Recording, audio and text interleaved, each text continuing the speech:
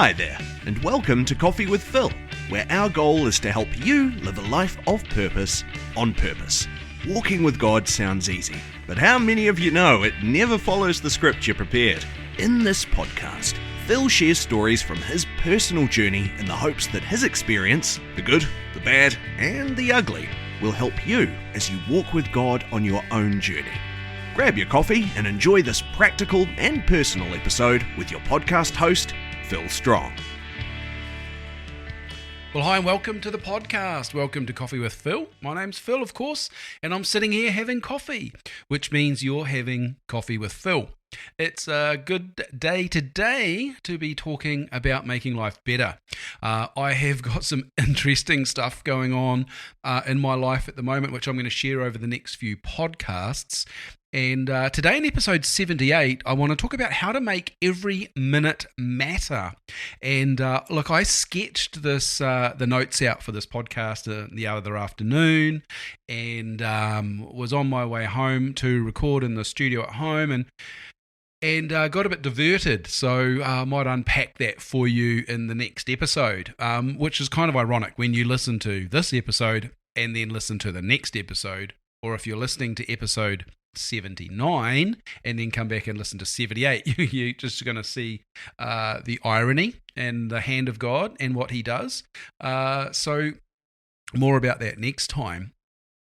I just want to also give a shout out to those of you that are sharing the podcast. Just want to say thanks heaps for doing that. We're seeing the numbers. Numbers look good, and it's not just the reason we do it, but obviously I don't put all this effort into prioritizing time to share my life and my faith with you because I just want me and old mate to enjoy it. It's about helping people to make faith real, to go on a journey of faith together. I was just on the phone.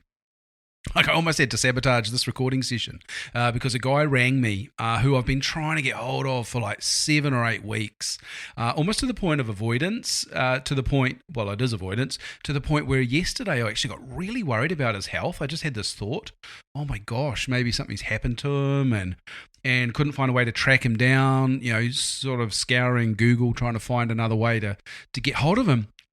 Finally, he just rang me this afternoon, and I'm like picking the phone up as fast as I can.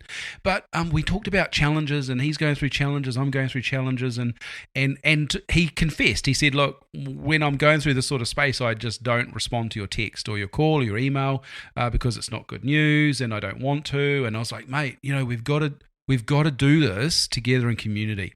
I feel there's a whole lot of people under pressure." And God's taking them through the mill, almost like the grinder, almost like a refinement process. And I spoke about that in the last episode. That'll be episode 77. But the point is, one of the key things that I think God is really trying to reinforce to us at this time is that we've got to do this in community. That if we're going to survive this well, healthy, and reaching those milestones that are set before us and accomplishing those things that God's got for us and walking in partnership with him, then we're going to do it in community. So I said to my friend on the phone, I said, we have to do this in community. Even if you need to call me to tell me nothing's right and nothing's good and that you can't answer, the situation that we're working through together, I said, you can still call. Like, no judgment, no burden. I'd rather be connected than be worried. So, look, that was a little bonus there for you, wasn't it? So we're going through stuff. And so here we are. Thanks for going on the journey with me. I want to talk to you today in episode 78, how to make every minute matter. And I want to begin by saying, not all minutes are created equal. That might sound silly to you if you're looking at the clock and you're watching the TikTok, or you've got a digital clock ticking in front of you like I do. You're going to say, well, it seems pretty linear. It seems the same.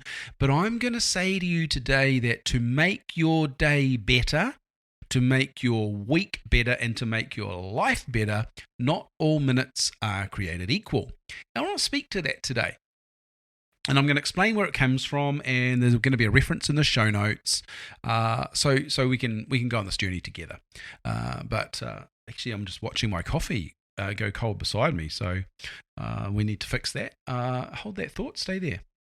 Well, rather than slurp into the microphone, I'll be taking mini pauses to make sure that afternoon flat white gets the focus and attention that it absolutely deserves.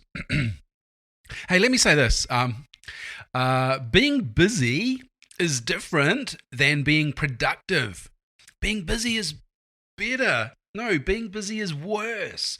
Being busy is different than productive. Being busy, someone says, oh, I'm busy. It means you can be busy, but not actually producing anything. I watch lots of people keep themselves busy and achieve absolutely nothing. Being busy is not as good as being productive. But I'd say this to you, better than productive is fruitful. And let me just explain this, because this is really the premise behind my whole thought today. There's no point making our lives busy. Come on, we're all on a slowdown jam. We understand life's got chaotic. We've filled life with far too much.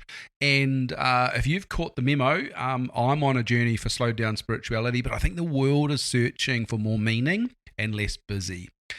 If you haven't caught up with that yet, then come on, wake up and get with the program. You don't need to make your life busy. Some people focus on being productive. They drive, all about ambition. And productivity, by definition, is about quantity.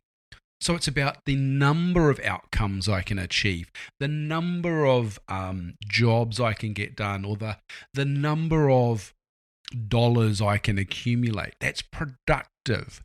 But better than productive is fruitful. And for the simplicity of today, I want to define being fruitful in our lives as having quality production, so quality fruit in our life that's aligned with our purpose.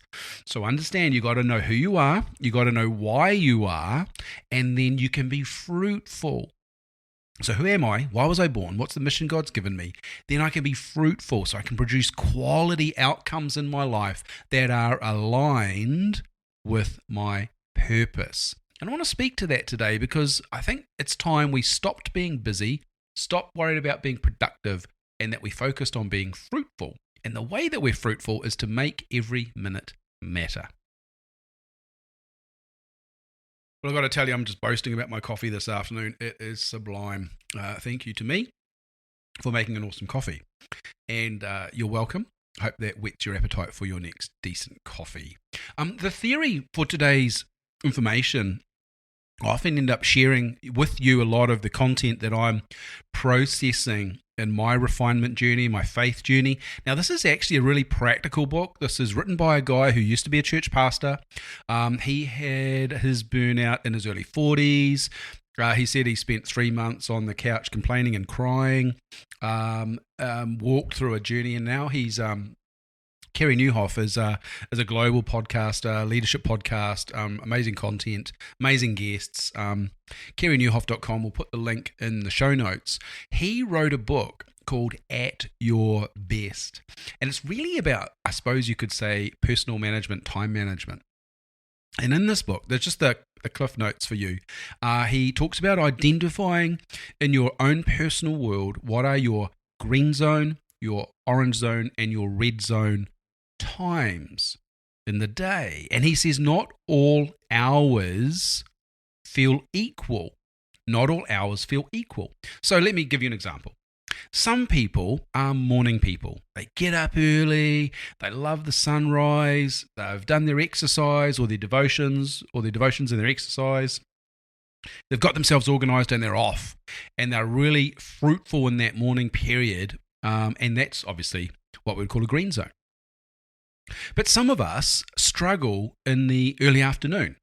We get a bit laggy, we've had our lunch, the body's processing the sugar, it's needing a little bit of a rest time. And so the body naturally has a little bit of a downer after lunch in the afternoon. And this is what you could call orange or red, which means it's not as equal as green. Now, here's the premise of that thought. Research says, according to Kerry, so I'm quoting someone who's quoting someone, so apologies for that.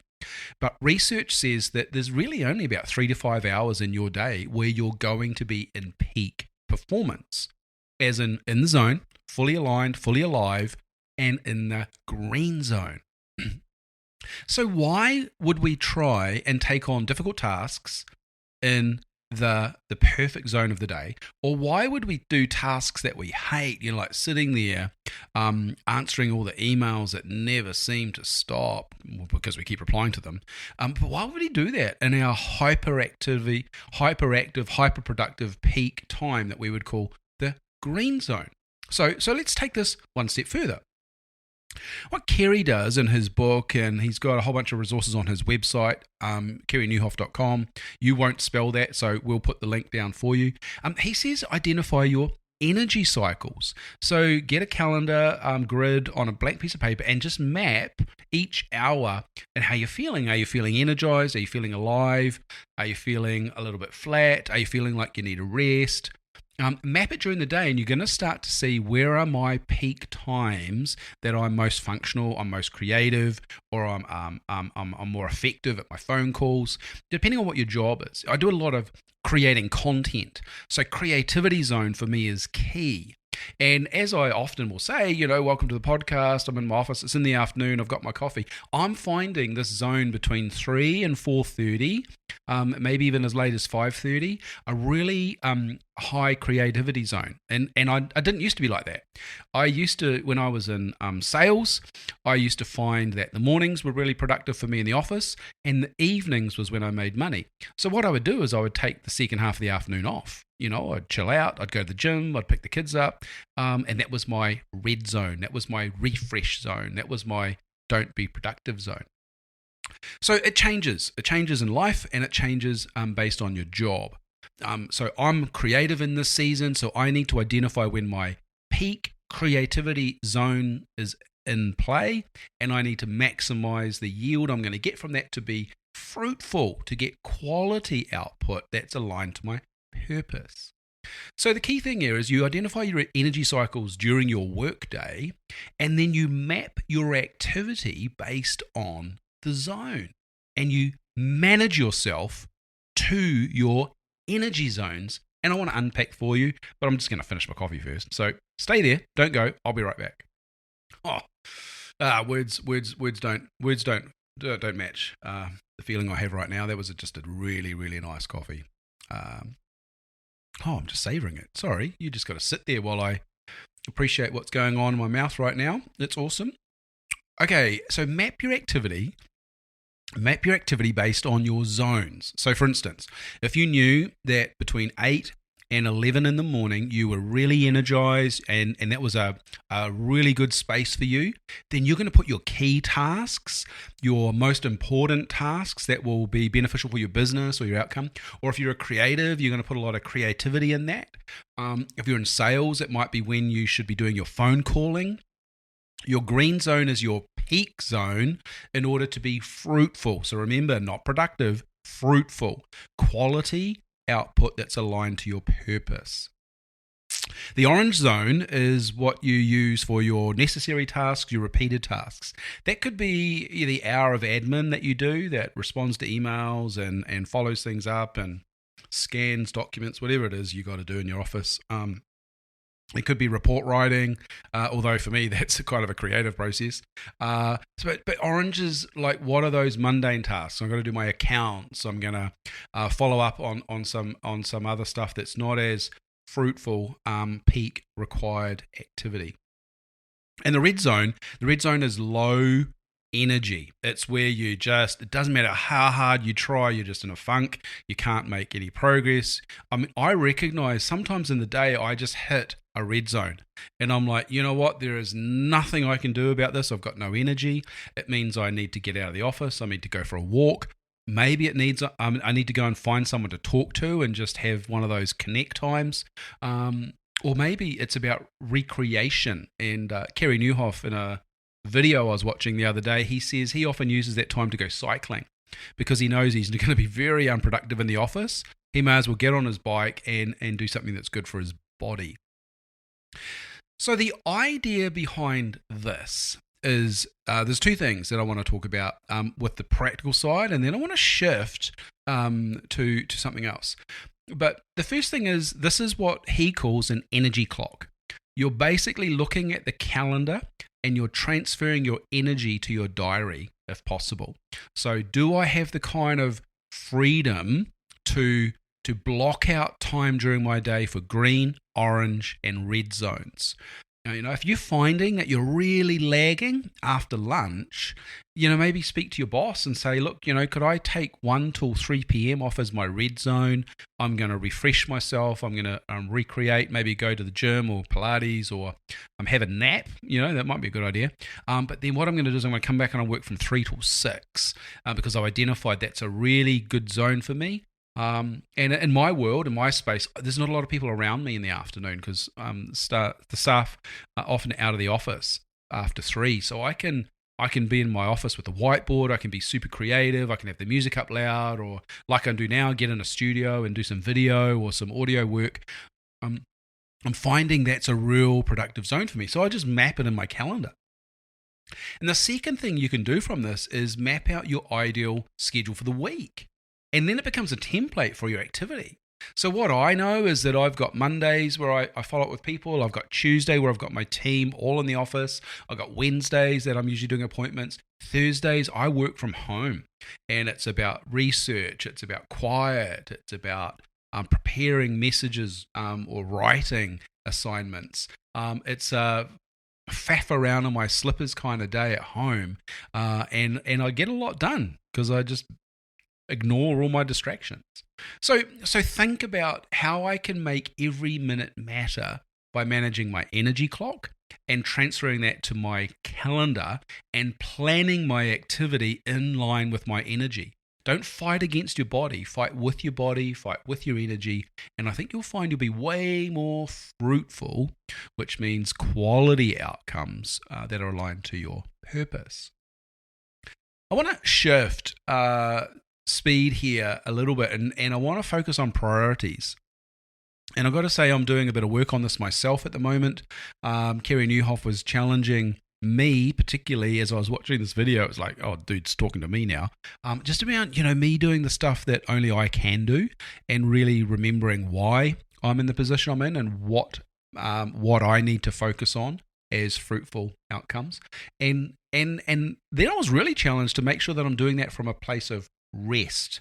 So we can be really guilty, and I've read a lot of books around business and time management and activity and success, and we can be really guilty of creating a burden of expectation that's far too heavy to carry.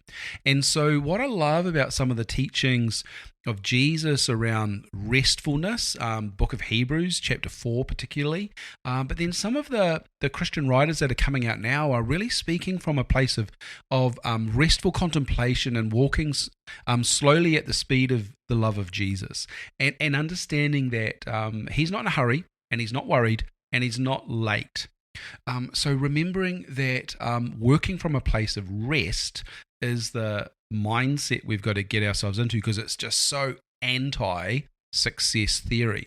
And I've got to admit, this is the hardest thing for me to learn to do, is to dial it back, reduce expectations, and just take time. And one of the things that I've started to do is to really try and hold myself accountable to topping up my energy during the day. And so even today at lunchtime, before lunch, I was just like, man, I'm kind of in between tasks here. I'm feeling like a lull, and I've got a really nice, peaceful office. So I just sat myself in the chair. I didn't have any music on. The door was shut to keep the heat in, and I just sat there for half an hour. And it was restful, contemplative, re-energizing. It was topping up my energy for what I had going on after that, and I was really grateful for it. So think about this. Like, I'm going to put the challenge in here right now for you, is to think, how can you prioritize the refilling of your tank every day? Because, friend, if you spend more than you put in, if you use more than you put into your tank, you will run into a deficit sooner or later in your life.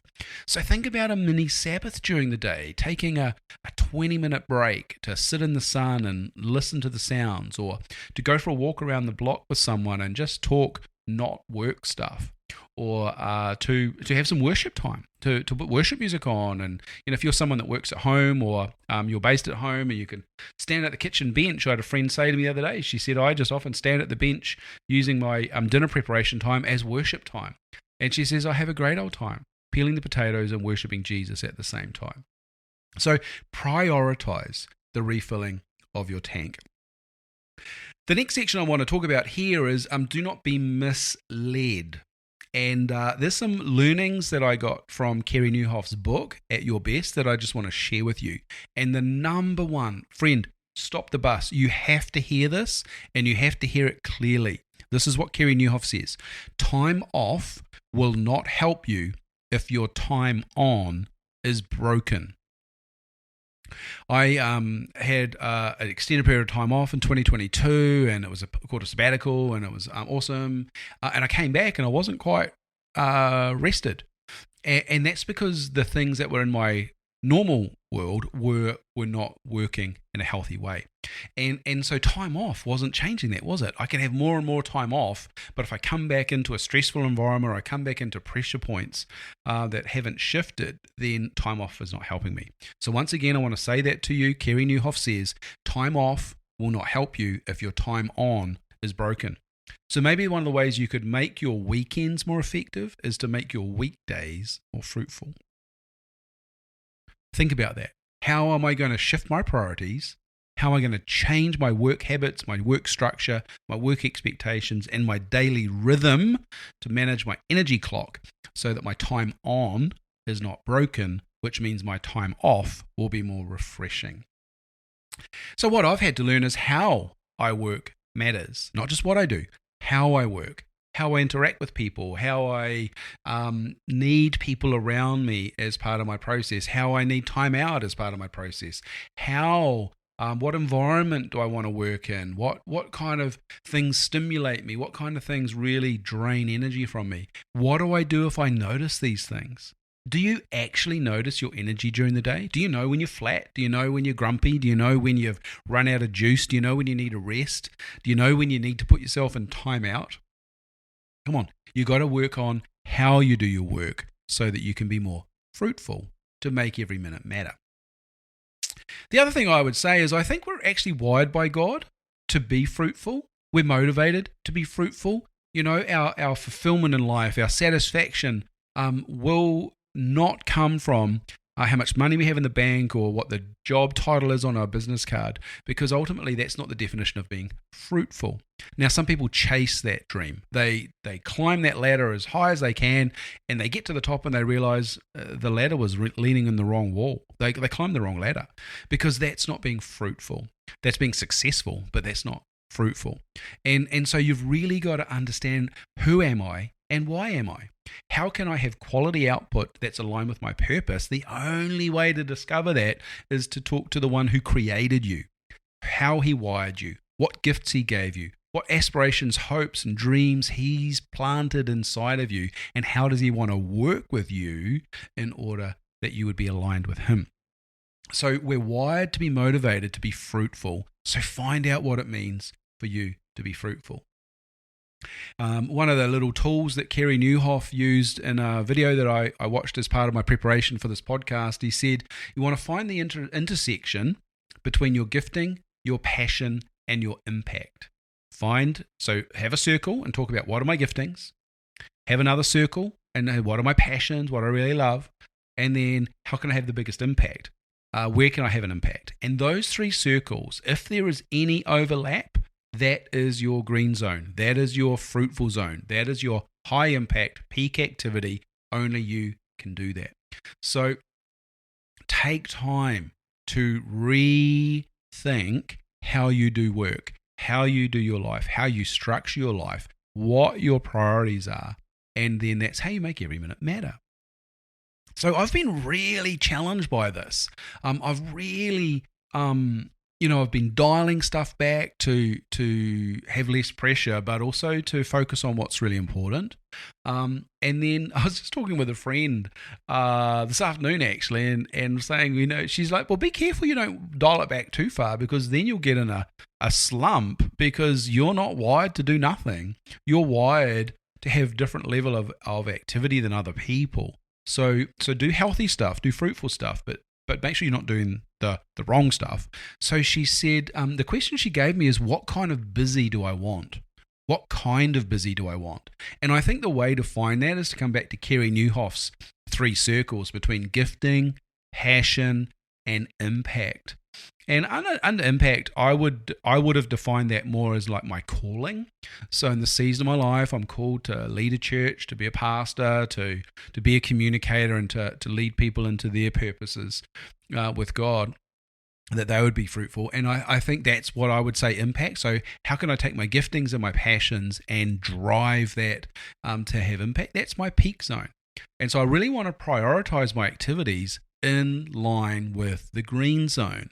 And when I'm doing the green zone activities in my peak energy time, so get this, guys, this is multiplication. Like peak activities, fruitful activities that are a quality output and aligned with my purpose, when I do those activities in my high energy zone, in alignment with my energy clock, I am 3 times, 4 times more productive than I would be if I was trying to do it in my afternoon session, my orange zone or my red zone.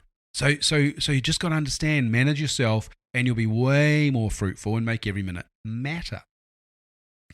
So what I would finish with is, I would just say this: we have to find better ways to work so that we can be satisfied, fruitful, happy, and shining. So I'm challenging you on the basis that I'm challenging myself, and I'm already on this journey. I'm challenging what I put my hand to. Recently, I just had a project that I was super excited about. Felt a little bit of a burden, so I kind of finished the first 20% of it. Got it really polished, loved it, looked good, and then I was like, you know what? I just don't have what it takes to commit to finish this project, and I just don't feel like it's for now. So I've got to choose to prioritize what's important, and so I put that on the back burner. That's an example of me choosing to say no to something, which allows me to say yes to something else. So I want you to think about, this is not about wasting time or cutting down time. It's actually about redeeming our time. What if we could redeem our time and take what was normally wasted, but turn it into something that's redeemed for fruitful activity? So, example of that, I drive half an hour to go to an appointment in Hamilton. That would be downtime. The phone reception's horrible in the car, and so often I don't make phone calls. But I will redeem the time by doing something else that's fruitful, and it's downtime for me. So I'll listen to a podcast, or I'll listen to a sermon. I'll take that time and I'll redeem it so that it does have some benefit to me. So let's find better ways to work together, but work on our work so that we can be satisfied, so that we can be fruitful, we can be happy, and we can be shining. And by shining, I just mean really revealing who God created us to be. What if we revealed our Creator by being His creation and the way He designed us as His masterpiece? Okay. Well, look, I just want to land that there. I want to leave that with you, how to make every minute matter. You might want to go back and re-listen to some of the content today in this session, just really around Kerry Newhoff's green zone, orange zone, and red zones, and then how you might apply that to your own calendar, your tasks, and your energy, most importantly. So thanks for being with me. God bless you guys. Have a fantastic week. And jump back, find some previous episodes. There's some goodies there.